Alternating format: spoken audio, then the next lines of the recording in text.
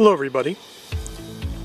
Since the Mani-Pedi video version 1 was such a great video and had a great response online, I decided to make a Mani-Pedi version 2.0. It's very quiet now, there's no flights overhead, and now's a good time to do it. And we talked about things like the windshield and the hand grips. Let's talk about some of the finer details here on this bike that makes it kind of special. The driving lights are LED and they are extremely bright, but that's not what makes this special. What makes it special is that I can fall over and the lights won't break off. It's really good to have smaller lights that are mounted under the light bar, not on the side of the light bar. Or a lot of people, what they do is they mount them inside the crash bar. Not outside the crash bar, but inside the crash bar. And if you're going to do that, mount them very high, because if you mount them low, they can be broken off when the crash bar folds in. Now you may have noticed that I have a camera here mounted on the side of the crash bar. Today we're going to do some analysis of my new fork oil level, which is very low. This will give me much more travel on the suspension. So I have a custom YSS fork with a new fork oil level setting. And we're going to try for about 4.5 inches of travel today for everyday riding. For me, it's pretty low. It's normally about 3.5. So what we've been doing is we've been experimenting with a fork oil level to try and get more travel out of this front fork. I've been working with another expert, and together we came up with a better solution. You may have noticed that my handlebars have risers on them. My handlebars are much higher than stock. This helps me ride off-road. I can ride standing up. This is very, very helpful. You may have also noticed that I have some bright yellow tape here and there, and that increases my visibility in the rain. I ride in storms, and I want people to see me in their rear window. To increase my visibility, I have added bright yellow to various parts of the bike. I have even marked some of my supplemental equipment with yellow tape, so I can see where things are, and I can see if something falls out, such as a knob, and I have had that happen. I have lost knobs without losing the camera, and I went, wait a second, the knob is missing. And oh my gosh, the camera, where is it? Well, it's still there. So, mark your knobs with yellow tape. Many people who ride off-road need some kind of a guard here for the radiator. If you have not added a fender extension to your bike, get a fender extension. Between the fender extension and this guard, you should not have any problems with stones flying up and striking your radiator and causing a leak. My foot pegs have a very unique piece of metal underneath. This is a sacrificial knob, so when I fall on the rocks, I don't wind up tearing off this little pin. It's a scraper pin or a sacrificial pin underneath the foot peg. A street one is normally shaped like a narrower, like pinky finger kind of a thing. I don't like that. I need something big and round. I don't want something stabbing me in the leg in an off-road situation. So mine is much bigger and much rounder. I have a quiet core that I have made by myself. This quiet core is made from wire mesh and steel reinforced epoxy. This opening is oval and of course is reddish orange in color. It really stands out. I have had somebody comment about my quiet core from 50 feet away, asking me if that was stock. I had to say no, it's not. I made it myself, and it is a lot quieter than this piece by itself. So, if you've got this exhaust system and it's loud and your bike doesn't run right, make yourself a quiet core. See one of my other videos. You may have noticed that the bottom portion of my license plate is missing. I have angled out my license plate slightly and removed this panel. This is great for off-road. If you're going to do a lot of jumping, bouncing, or any other shenanigans, you want to make sure that this lower portion has been removed. That's going to make things a lot better. If you're riding off-road, don't just bungee down your pack. Use these rubber-coated metal ties to keep everything strapped down. So as everything moves, it doesn't work itself loose. What I like to do is I like to use these kayak-style bags that wrap up and then clip into place. That way when you're riding, it won't open itself up and spill out the contents of your bag while you're riding. It's a very good idea. I make sure that I have my switch within easy reach for my lights. Be very careful not to press this while you're riding. If you have to press your switch, let go of the throttle up and over and throw the switch. But it is preferable not to let go of the throttle. Let go over here and hit the switch. That way you don't accidentally tap this. People probably want to know if these mirrors are still here. Yes, they have taken quite a lot of shaking and they are still there. They have not gone anywhere and they really do work. If you're riding standing up, yes, you want those mirrors. Has this part really worked? Is it really stronger? And the answer is yes. This little piece really does make this whole assembly much stronger. But yes, I do want to make this bigger, probably out to about there. One of the things I talked about in the Mani-Pedi video was a two-key system. Well, while riding for about 5 hours the other day, I realized that this key was bouncing around somewhere down here. So I'm now introducing a much more robust leash system.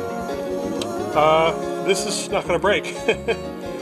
So now, should this fly out for some reason while I'm in the dirt, this will never ever separate. That's really pretty tough. So, things you can do to improve your bike. They can be subtle.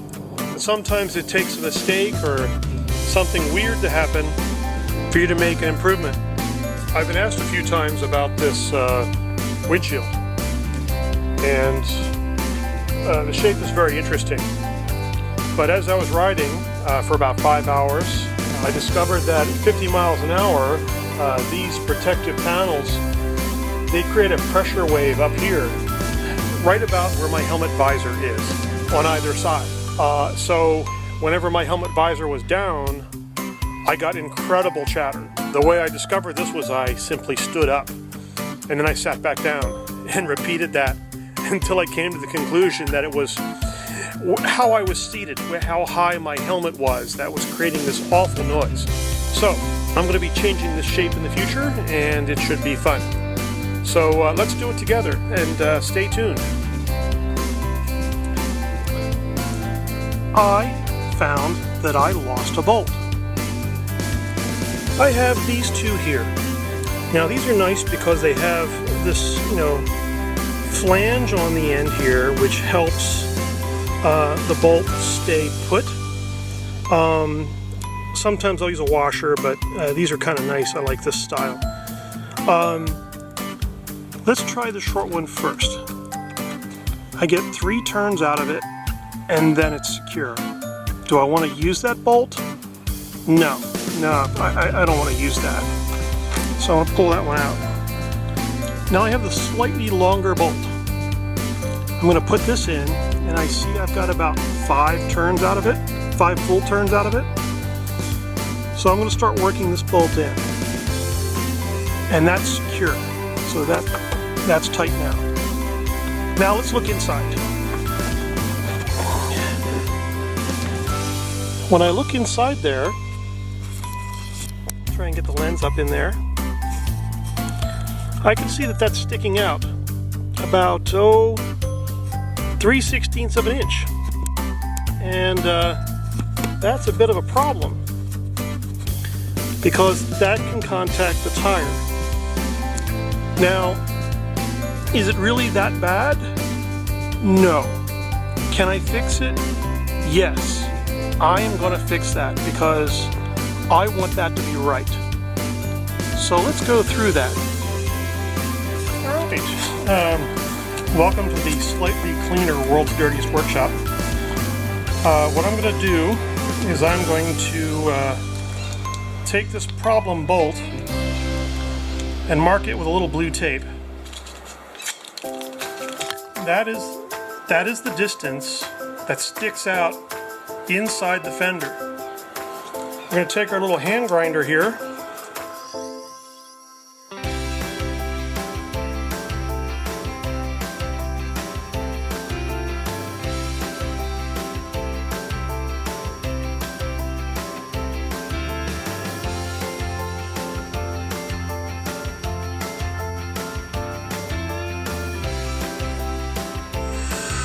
I think that's going to be just about right.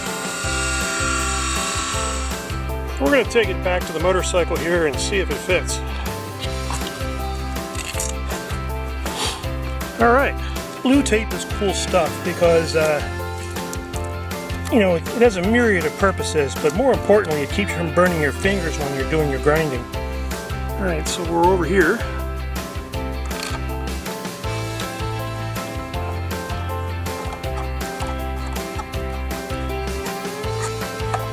Now that's going in nicely, and I can feel from behind that that is flush. So that's actually correct. Now what I'm going to do is I'm going to add some Elmer's glue or wood glue to this to make sure it never comes out again. Because the threads there are pretty easy to turn. Welcome back to the World's Dirtiest Workshop. The wood glue is somewhere in the house. So what I'm going to do is I'm going to use some DAP silicone glue, if I can get it to squeeze out of there. There we go. So, just a little dab will do you of white DAP silicone glue. Now let's walk it over to the bike and put it in. Action video here, yes.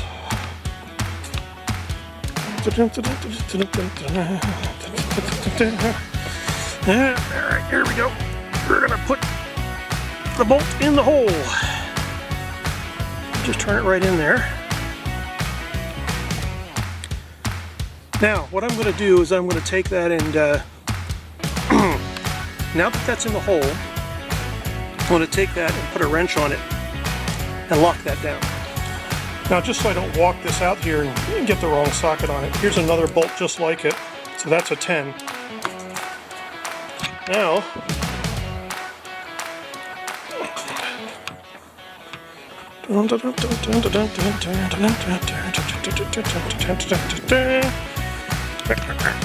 okay, so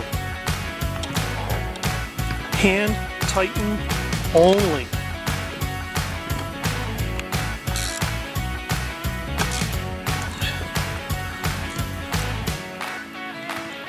Look at how I'm holding the wrench. I'm not putting a lot of torque on that. It's time to go for a ride and do some video analysis. How can you really enhance the performance of your bike? Well, if you have this giant storage area in the front of your bike, let's think about what you should carry.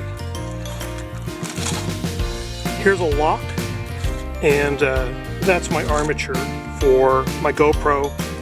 A universal tool, some spare parts, pandemic stuff. Gotta have your mask and your sanitizer. Sunscreen and Band-Aids, because I'm out for hours at a time. A tire repair kit and a pressure gauge. Well, I gotta tell you, I use that more than you think.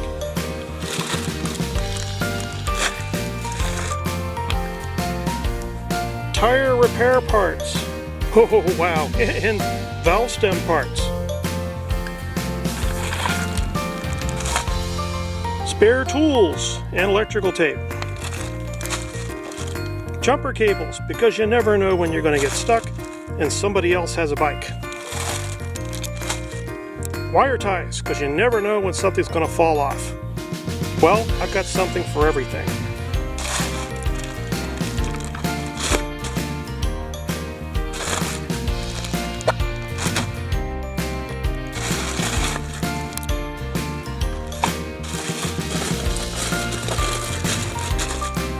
Just enough room for 2 iced teas and maybe some meat snacks. Alright, I'm ready to go. Wait, I'm not ready to go.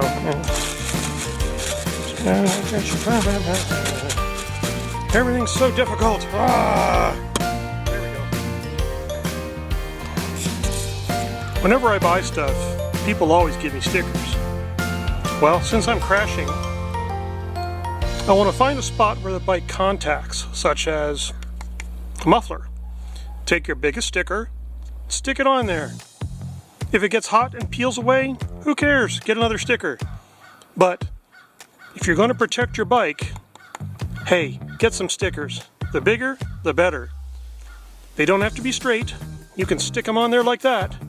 Anything to protect that from scratches. You can stick 2 of them on there. And put one at an angle and put one like that. Yeah, shocks, sucks, or something. And maybe that's the idea there. So, be creative. Protect your bike. I decided to take that other gigantic sticker and stick it on the bottom. Not only am I going to do that, but I'm going to take this other sticker and I'm going to stick it right about there. Yeah, right about there. I'm just going to carefully peel it away and wrap it around the bottom of my silencer. Hey, it's a dirt bike, right? Got to protect it. Another sticker on the bottom there. Awesome. Another rock protector. Great. So, what are you going to do with all those spare stickers that you have from all those purchases? Stick them on the bottom of your silencer. Wow. Great idea. Welcome back to the world's dirtiest workshop. This camera probably should have been cleaned. It survived a dirt road and 75, 80 mile an hour highway. A good 2 hours stuck there. So a clamp with a rubber coated wire tie wrapped around it. You will never lose a camera. Never, unless it breaks off right there. So that's a really cool idea for wrapping your camera. Now, I'm going to take a moment and show you how this is wrapped on there. I got to find out, which end was the end I wrapped last. So we're going to go through the whole process of unwrapping it. You see, I went through the crash bar a couple times, and then you just unwind it from the camera stock. Just keep going. Now this thing is pretty large, but if you hit yourself in the face with it, you're not going to take an eye out, which is nice. So this is what this thing looks like. It's just a giant rubber coated wire tie. And then you have to straighten it out and fold it up and put it in your trunk because you need it for the next camera shoot. Or if you've completely forgotten your keys, you can always hang it on your phone mount until you can come back and get your keys and then put it in the trunk. The next thing to do is to unclamp your camera. So that just comes right off of there. So that took about 3 turns of that clamp. And that's off. So this is why you need a rubber coated wire tie. If you accidentally kick the clamp with your foot, you could wind up losing your camera. So you know, that's a metal, you know, steel and aluminum mount. You know, that's pretty solid, very strong. I'm quite surprised at the product. Really quite a good product. I expected it to be a cheap piece of plastic, you know, with, you know, crappy, very light plastic knobs and everything, but this clamp is really good. This is the old ball mount to the front camera for my windshield. You can see here that there's this light gray material on it. This ball mount kept breaking. It must have broken 5 times before I got fed up with it. But it's still useful. And it really wasn't terribly important for this angle to change. What was important was that it held together, because I wanted to move this from my bike to my helmet and back. And my helmet had a very oddball angle coming down from the chin guard. So what I did was I took some steel reinforced epoxy and reinforced the plastic on this mount so that it would no longer break. And it has lasted a very long time since then. So if you find plastic parts that just seem to keep cracking and snapping, try adding a little steel reinforced putty. Sand off what you need to, shape it as you need to.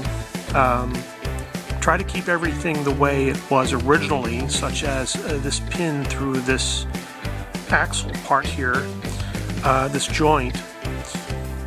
You know, don't change too much, because you might wind up causing something to come apart, you know, when you're out there in the field. Sometimes when you want to add a little something extra to your bike, you just have to lay out everything and see what fits together. Camera equipment fits together like Legos. If you look at something long enough, you realize that something that did not fit together before now fits together. And something that didn't go somewhere now goes there. Such as this camera mount for my phone, which can be adapted to this over here. Now, if you're going to use this on your bike, make sure that everything is strapped down. You don't want to lose something like a $600 phone. So, let's go out there and do some updates to my bike and see how things fit. I want to thank you very much for watching my Mani-Pedi video, and hopefully we'll do a 3.0.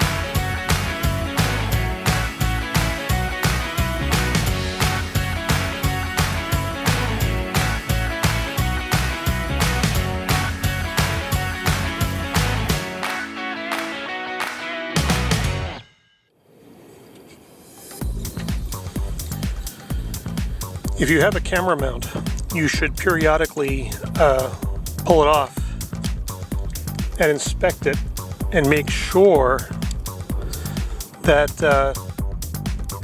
it's going to stay put. You have to be careful not to cut the actual mount,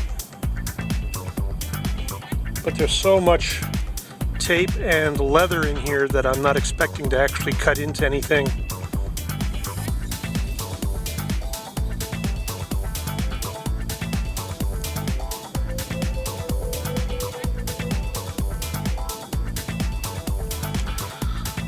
Let's see how that looks as I take that apart.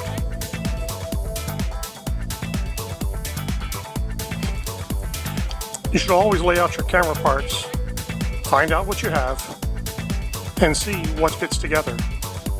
Then go out to your bike and start piecing things together. Find out what connects, what attaches, how it can be made safe, and then go and ride and enjoy your bike. Sometimes when you have a very difficult connection, you have to look to the past to see how things were secured. I am tribal, and I have seen how old grass huts are lashed together. Sometimes it's a mixture of components. My modern equivalent is black duct tape and leather. I wanted to show you this so you can understand when you do things properly how incredibly tough they are and how impossible they are to remove. Strong connections mean you won't lose your camera. Always lash your camera down with the best materials. Make sure they're flexible and strong and weather resistant. Use more than one material. Use something that stretches. Use something that is sticky. Use something that has multi-directional strength, and you will never lose a camera.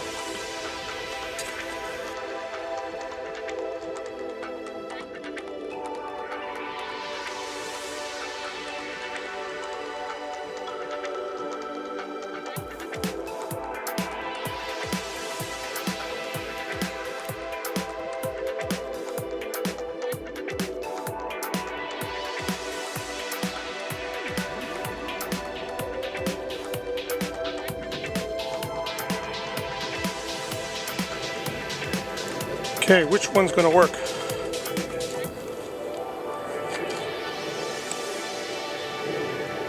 Honestly, I think that one's going to work.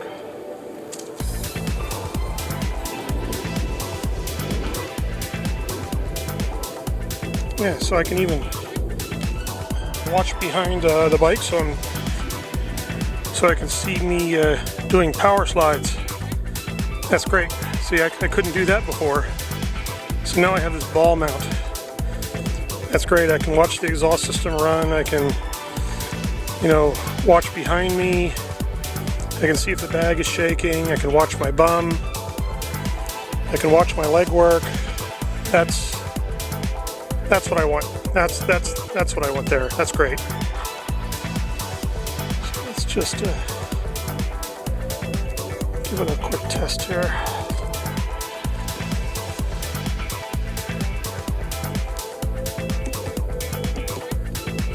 Perfect. This is a very cheap pivoting mount. See the pivot point there.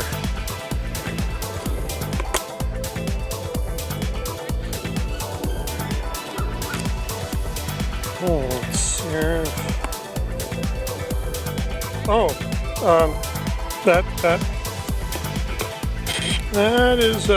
that's not going to work at all. The nut fell out of here, lost it in the driveway for about a week, and I think a squirrel found it and pulled it out of one of the grooves in the concrete. Found it laying out in the middle of the concrete and picked it up, and it's too late now. This is all assembled with one of these nylon nuts, so I'm going to have to come up with another 90-degree piece or something, or I have to get the helmet piece that I had earlier. But that's how that's supposed to work. Oh, all right. Huh. Interesting. I can take a 90-degree shot and then rotate the footage later. Side view. Awesome. I never thought of that. Angled side view or front fender view. Not bad, not bad. Stuff you learn when you try. Wow. Let's give this a whirl here. My helmet views are often pretty shaky and I can't easily just redirect a camera where I want it.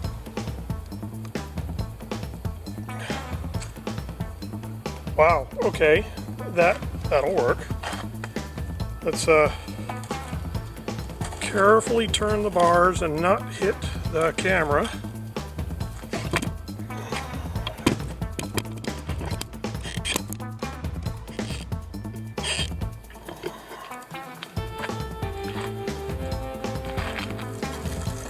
Ooh, yeah, that's gonna work just great.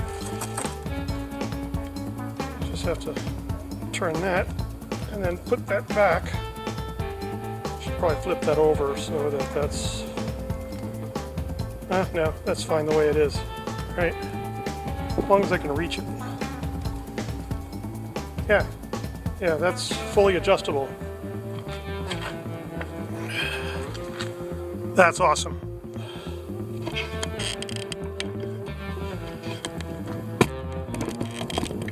That is absolutely awesome.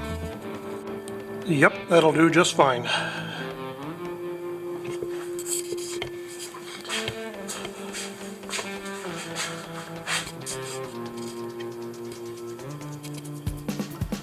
That'll do perfectly. All right, nice and secure.